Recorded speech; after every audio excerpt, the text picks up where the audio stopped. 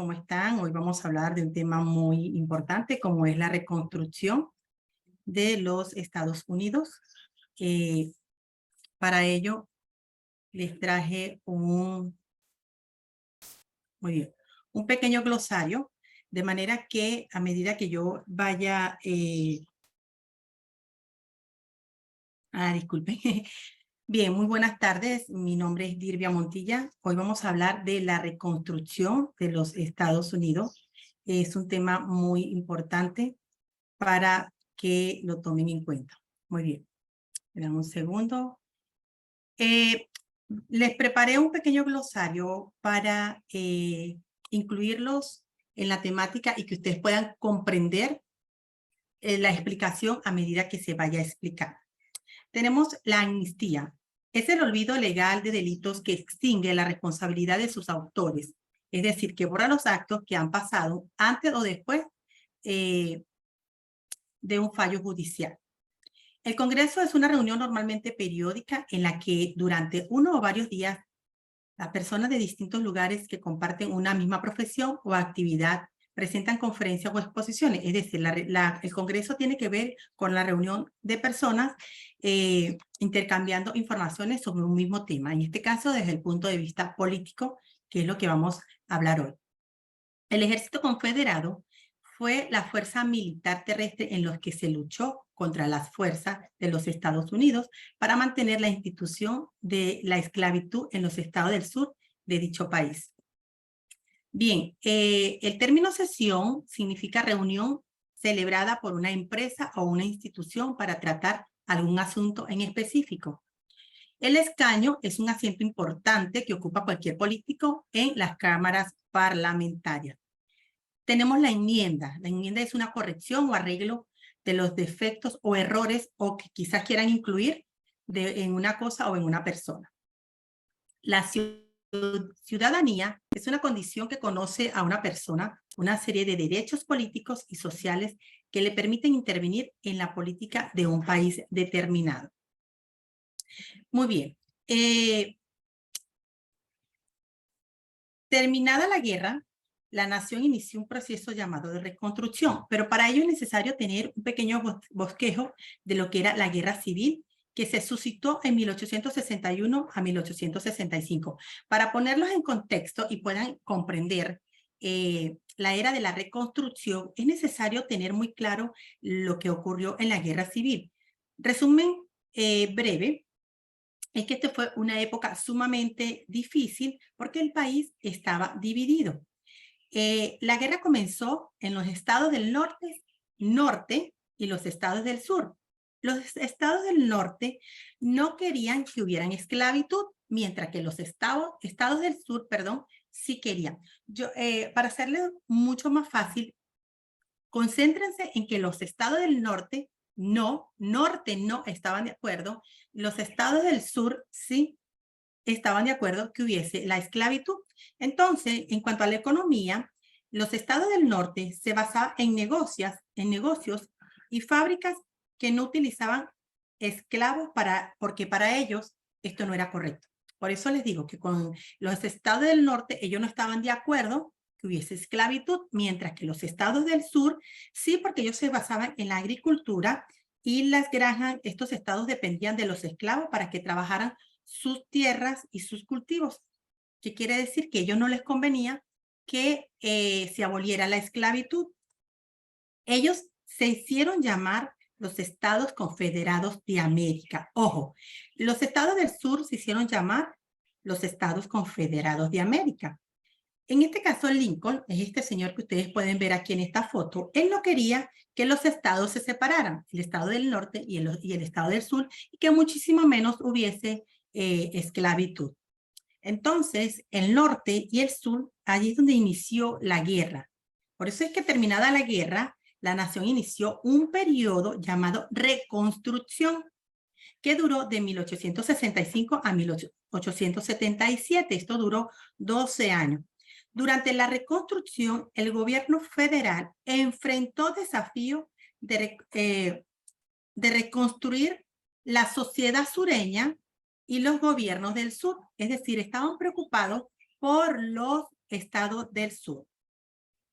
Este señor Lincoln, en un discurso muy importante en marzo de 1865, este presidente Lincoln prometió reunificar la nación y dijo una frase muy interesante como es: con malicia hacia nadie, con claridad para todos. A mí me gustaría que ustedes analizaran esta frase y qué interpretación le dan a esta frase importante que mencionó Lincoln. Él quería tratar los del sur con respeto. Su plan incluía perdonar a los oficiales confederados. También requería que se permitiera a los estados confederados enviar representantes al Congreso. El Congreso estableció la Agencia Federal de Libertos. Esto fue una agencia que se fundó para asistir a los antiguos esclavos, donde se creó escuelas, hospitales y también distribuyó vestimenta y comida y combustibles. Bien. Cuando asesinaron a Lincoln, aquí está en esta imagen, cuando lo asesinaron, el vicepresidente para ese momento era el señor Johnson, que es el que tenemos aquí en la parte superior. Este señor asumió la presidencia y decía que él creía que la reconstrucción no era tarea, que era tarea de la presidencia y no del Congreso. También insistió que los nuevos gobernantes estatales ratificaran la enmienda 13ª que prohibía la esclavitud de los Estados Unidos. También reclamó que aceptaran la autonomía suprema del gobierno federal y además ofreció un perdón oficial llamado amnistía a los sureños blancos y prometió devolverles las propiedades. Para este momento, en un principio, los propietarios de las grandes plantaciones, en este caso las personajes muy importantes como eran los oficiales militares de alto rango y los líderes de las de los exconfederados, no estaban incluidos en este ofrecimiento. Sin embargo, con el tiempo, él a la mayoría de ellos le dio la amnistía. Bien. El Congreso no estaba en sesión cuando llegó el presidente Johnson en 1865. Es por eso que ellos se reunieron en diciembre, 8 meses después. Los estados del sur se restablecieron. Mientras ellos lo hacían, ellos instauraron nuevos gobiernos estadales que se parecían a lo anterior. Ahora bien, aquí tenemos un gobernador llamado, no lo puedo ver. Bien, este gobernador fue de, dame un segundo para ver si lo ven. Un segundo. Muy bien. Bien, este gobernador era uno de los personajes que no estaban de acuerdo con las enmiendas y también me gustaría que ustedes realizaran un análisis de esta frase que él dijo en su momento. Perdón. Este es un gobierno de hombres blancos y destinados a hombres blancos solamente. A mí me gustaría que ustedes analizaran esta frase y sacaran sus propias conclusiones si ustedes también estarían de acuerdo a que el gobierno esté dirigido solamente por hombres blancos. Es muy importante analizar esta frase. Sin embargo, a pesar de todos estos disturbios, de estos desacuerdos, de igual manera se aprobó la enmienda 13ª, que fue ratificada en 1865 y que estipulaba lo siguiente. Se abolió la esclavitud y la servidumbre involuntaria en todos los Estados Unidos. Fue un paso sumamente importante para poder acabar con el sistema de esclavitud, ya que era una parte fundamental para la economía y la sociedad del sur. Bien. Por otro lado, y lo más preocupante, es que realmente Johnson el presidente actual de ese momento, él no intentó satisfacer las necesidades de los antiguos esclavos. A base de eso, o sea, no se preocupó por dar tierras, por darle derechos electorales, ni que hubiese igualdades entre la ley. También estableció que los estados tenían el derecho de manejar estos asuntos autónomos. Obviamente iba a ser un alivio para los sureños blancos. ¿Por qué? Porque cuando él dice que cada quien iba a ser autónomo de los asuntos, por supuesto que los sureños blancos pues iban a seguir obteniendo las leyes de acuerdo a su conveniencia, sobre todo para tener a los afroamericanos esclavizados. Muy bien. Con respecto a los estados sureños, promulgaron leyes como Black Codes. Estos limitaban la libertad de personas anteriormente esclavizadas. Estas leyes eran versiones actualizadas de las reglas que se habían gobernado los afroamericanos del sur durante la esclavitud. Por ejemplo, tenían una ley de Mississippi que los afroamericanos debían tener pruebas por escrito de estar empleados. En caso que no mostraran esas pruebas como ellos eran empleados, pues podían ser arrestados y encarcelados. Además de eso, a los afroamericanos también les prohibían reunirse en grupos sin supervisión y que no podían tampoco aportar armas. Muy bien. Durante un largo tiempo, lograron reunirse en el Congreso, que eso fue en diciembre de 1865, y estos miembros se negaban al puesto a los representantes del sur. Varios de ellos habían sido líderes meses anteriores. Recordemos que los estados del sur eran los que estaban de acuerdo a que existiera la esclavitud. Es por eso que aquí no les convenía, o mejor dicho, les negaban el puesto a estos representantes. El Congreso, pues, puso en ejercicio su derecho constitucional de decidir si sus miembros estaban calificados o no para desempeñar el cargo. También este Congreso estableció una comisión para estudiar la situación existente en el sur y decidir si los estados sureños debían estar representados a realizar tal acción. El Congreso le hacía saber al presidente que planeaba desempeñar un papel en la reconstrucción. Bien. Los republicanos tenían un gran número de demócratas en ambas cámaras del Congreso. Dentro del Partido Republicano, sin embargo, las opciones sobre las tareas del Congreso y la reconstrucción diferían. Los moderados se apoyaban y los derechos a gobernarse a sí mismos. Pues los radicales querían que el gobierno desempeñara la tarea de rehacer la política y las sociedades de los sureños. Sin embargo, este señor que ustedes pueden ver aquí, tenemos que fueron liberados por Stephen y el senador Charles. El grupo exigió igual y plena ciudadanía para los afroamericanos. Tuvieron potestad de poder tener esa capacidad de poder apoyar a los afroamericanos y esto fue una gran ventaja que se dio para ese momento.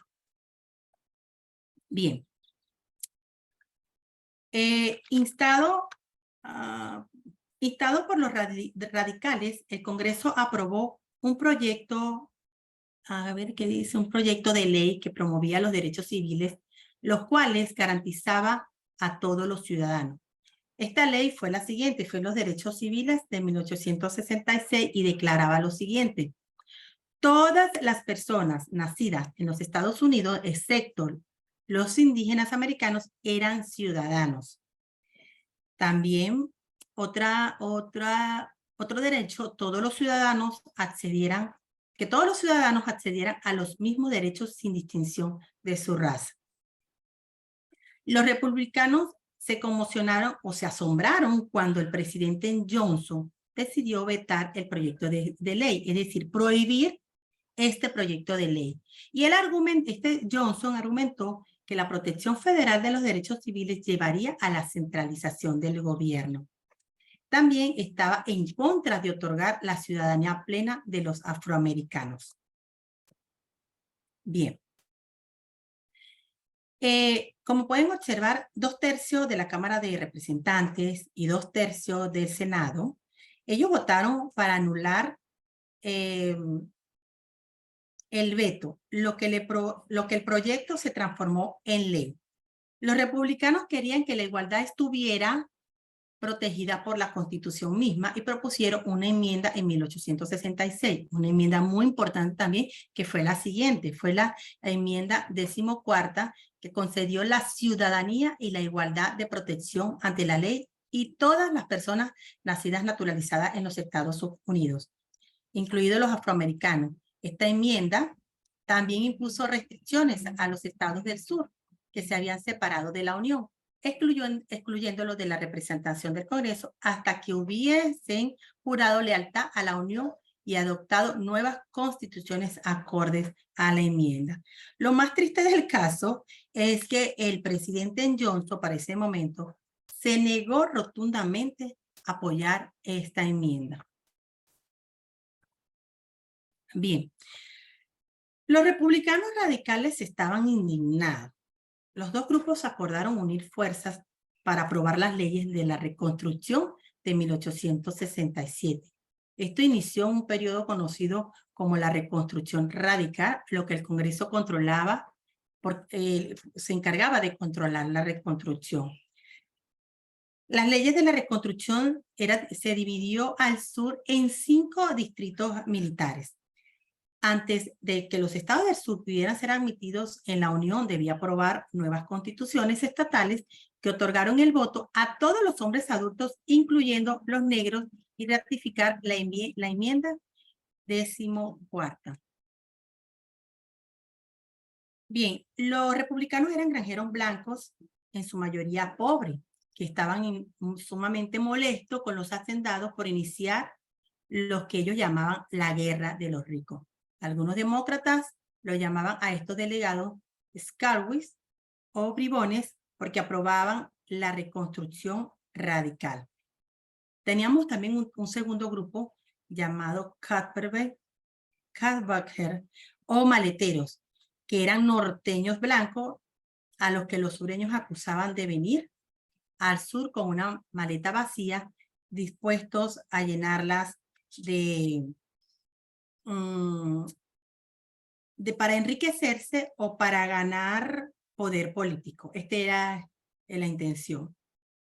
Y el tercer grupo, que eran los afroamericanos, la mitad de ellos habían sido liberados antes de la guerra. La mayoría de ellos eran personas preparadas, algunos eran maestros y otros eran trabajadores calificados. Las nuevas constituciones escritas por los delegados dieron al voto a todos los hombres adultos, y esto fue una gran ventaja. Bien, aquí tenemos que hacia 1870, los votantes de todos los estados sureños habían aprobado sus constituciones. En consecuencia, los estados confederados fueron incorporados nuevamente a la Unión y se les permitió enviar representantes al Congreso. Durante la reconstrucción, más de 700 afroamericanos tuvieron cargos en la legislación estatales sureños y 16 fueron miembros del Congreso de Estados Unidos en representación del sur. Qué importante es porque entre ellos habían 2 senadores, que eran Hiram Rebel y Blanche Boluch. Los dos eran de Mississippi. Bien, ahora tenemos lo que es la nación transformada. Este es un momento muy importante porque recordemos que la reconciliación entre hermanos enemistados no fue nada fácil, pero tampoco fue imposible. Gracias a esto, la reconstrucción se centró en la gran nación y su economía creció a pasos agigantados. Otra de las ventajas que tuvo la nación transformada es que millones de inmigrantes, pues, se tomaron en cuenta lo que era, tomando en cuenta las nacionalidades y culturas, pero que dejaron a un lado todo lo que tenía que ver con el origen de la raza, las diferencias que existía entre el origen, la raza y la clase. Entonces, pues Estados Unidos, esto se convirtió en una potencia hegemónica en el hemisferio occidental. Por otro lado, el papel sumamente crucial que habían desempeñado era el racismo en la historia de los Estados Unidos. Esta transición tuvo una economía industrial y la más grande y potente del mundo, gracias a este desempeño. Después de la Guerra Civil se amplió fronteras agrícolas, que fueron sumamente importantes y valiosas porque se cultivaron mejores tierras, se mecanizó la producción, se revolucionó sobre todo el transporte y la comercialización de los productos de la tierra. Esta productividad en el campo creció a manera agigantada y exponencial, donde había muchísima producción de maíz. Por ejemplo, se había duplicado de 1865 a 1876 en Estados Unidos, se convirtió en el primer productor agrícola del mundo. Cambio que se daba en el campo, Estados Unidos se convirtió en una de las potencias más importantes de la industria del mundo. Por otro lado, tenemos el mercado, el transporte y la organización. Este fue un volumen de producción industrial estadounidense que se triplicó en la década de 1880, que la productividad y la industria siderúrgica emblemática del proceso de industrialización aumentó considerablemente, un 800%, lo que la economía nacional había pasado de 3.000 millones a 13.000 millones. Es una cantidad exuberante y bueno, y de gran valor para ese momento. Esta densa red, gracias a todas estas redes de comunicación, hicieron posible el intercambio de materias primas, información, mano de obra y todo tipo de productos del capital y de consumo.